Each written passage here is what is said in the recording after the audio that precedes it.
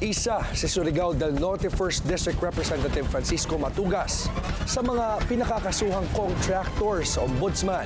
Bagamat sinabi na ni Congressman Matugas na ready silang makipag-cooperate sa gagawing investigasyon, alamin natin kung paano nga ba nakakubra ng bilyon-bilyong pisong kontrata ang kanyang pamilya. Ang detalye sa Agenda Weekend Report ni Elijah Bonzo.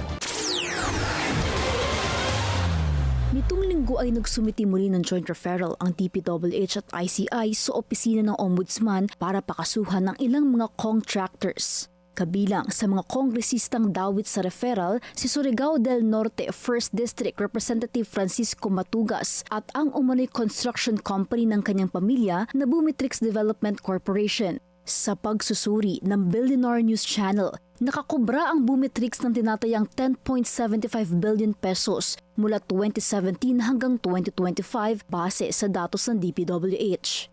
Ayon sa papeles ng kumpanya, si Ronald Matugas Abejo ang majority stockholder ng Bumitrix na may hawak ng 54% shares nito. Pamangkin siya ni Congressman Matugas. Una nang naupo si Matugas bilang congressman ng distrito mula 2007 hanggang 2016 bago siya nanalo sa pagkagobernador at nanatili sa pwesto hanggang 2025 at tumakbo ulit sa pagka-congressman nitong nakaraang halalan. Sa mga panahong nakaupo siya sa pagkagobernador, nagsilbi namang congressman ng anak niyang si Francisco Jose Matugas II mula 2016 hanggang 2025.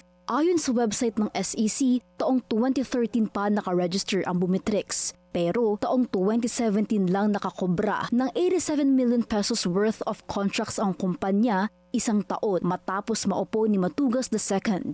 Base sa datos ng DPWH, 2022 na makakuha ng pinakamaraming kontrata ang Bumitrix na nagkakahalaga ng halos 3 bilyong piso. Magmula nito, hindi na bumaba sa 1 bilyong pisong halaga ng kontrata ang nakukubra ng Bumitrix taon-taon. Kasama ang 7 pang kawani ng gobyerno, pinaiimbestigahan sina Matugas ng pamahalaan para sa posibleng paglabag sa kasong plunder, Anti-Graft and Corrupt Practices Act at iba pang batas kaugnay ng Conflict of Interest. Para sa Agenda Weekend, Elijah Bonzo, Billionaire News Channel.